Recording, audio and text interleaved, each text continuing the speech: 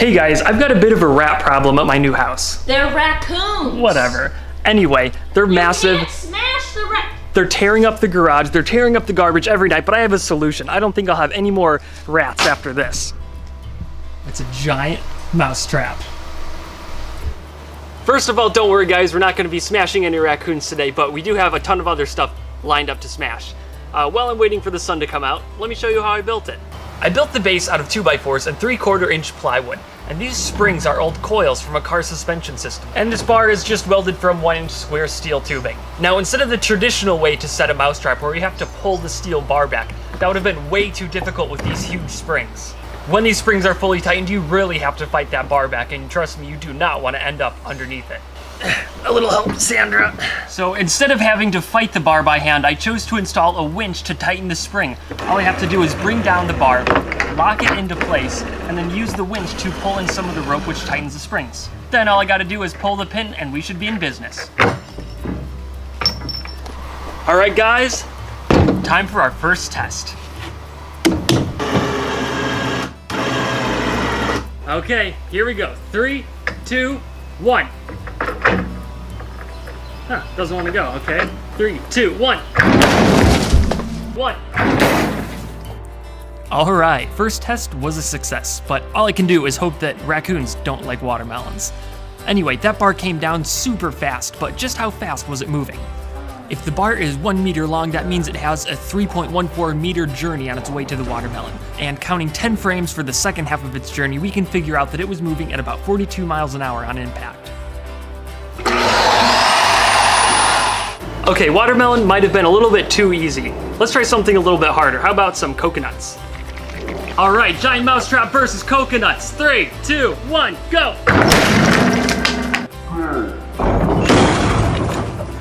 It took a lot of revisions to get this mousetrap working perfectly because every time I wound it up, something would break, so I would have to fix that and then I'd find the next weakest link and so on and so on. A lot of welding later, it works great. The next thing we're gonna destroy is this model volcano I made. I used about 50 pounds of clay, and it took me about 3 hours to put all the little decorations on there, and it's gonna be gone in 1/10 of a second. Hopefully we get some cool slow motion from this thing getting cut in half.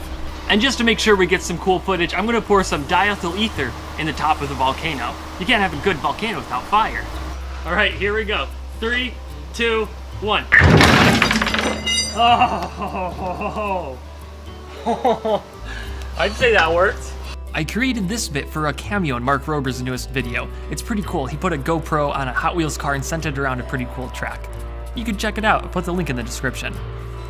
By now you've probably realized that this thing is pretty serious. It does not mess around, so I'm sure also a lot of you are wondering what would happen if your arm got stuck in there or something like that. Well, I'm not gonna try it, but I think I'll volunteer this guy to try it out for us.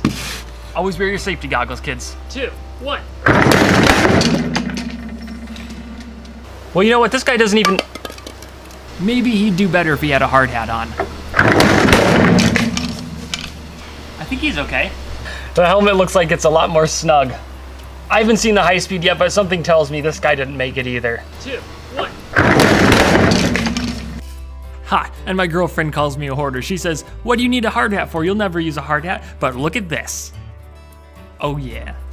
That was pretty sweet with this styrofoam head. I couldn't believe how much it compressed down onto that. I mean, I can't, like, I think it's time to retire. He's had a tough day. Let's move on to the oobleck balloon. So we're gonna see if this can stop it or if it's still gonna go right through this. No! Retarded. Oh.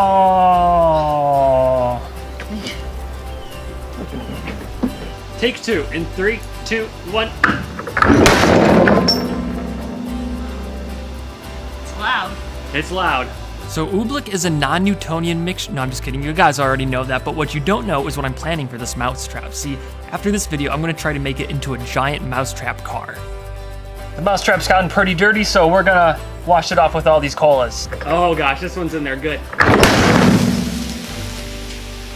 Okay, remind me next time to get diet sodas, because this just made everything about 10 times stickier and messier. Well, that thing is awesome, and I want to keep smashing stuff, but I've already smashed everything that's smashable. Except for that raccoon, which I'm not allowed to smash, but I think I have a way to solve our raccoon problem. Okay, Sandra said I'm not allowed to smash the raccoons in the mousetrap, but she never said anything about hucking them across the yard using a catapult. So for all you Yankees that don't know, down here in Florida, raccoon hucking is a national pastime. Whoa, whoa, whoa. Uh-oh. I don't know about this. No, trust me, it's cool. See, we put cat food in the basket, and then we have a motion sensor that trips an alarm when the raccoons crawl in there. Then all we have to do is pull the cord, and the raccoon goes flying across the yard. Have you even tested this? So how much does a raccoon weigh? About the size of a small watermelon? Roughly. 3, 2, 1.